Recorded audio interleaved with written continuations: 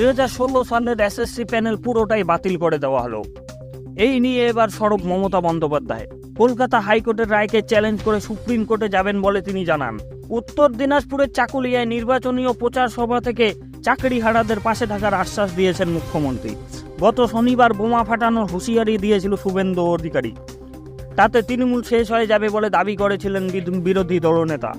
সেই প্রসঙ্গের উল্লেখ করে মমতা সোমবার বললেন, আমরা এটা নিয়ে উচ্চ আদালতে যাচ্ছি,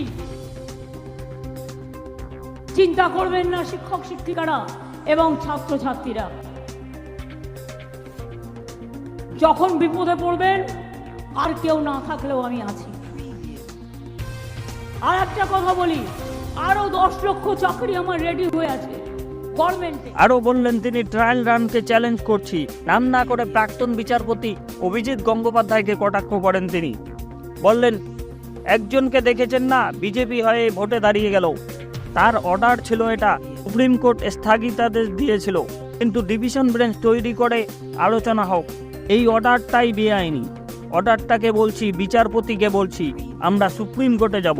বিজেপিকে নিশানা করে মমতা, তো এটা বিজেপির বিচারালয়, রাজনৈতিক বিচার আজ নয়, এটা দীর্ঘদিন ধরেই চলছে। এটা বিচারপতির দোষ নয়, কেন্দ্রীয় সরকারের দোষ। তারা বিজেপির লোকেদের দেখে দেখে এখানে বসিয়েছেন, যাতে তারা বিজেপি পার্টি অফিস থেকে যা বলে দেয় সেই অনুযায়ী কাজ করে।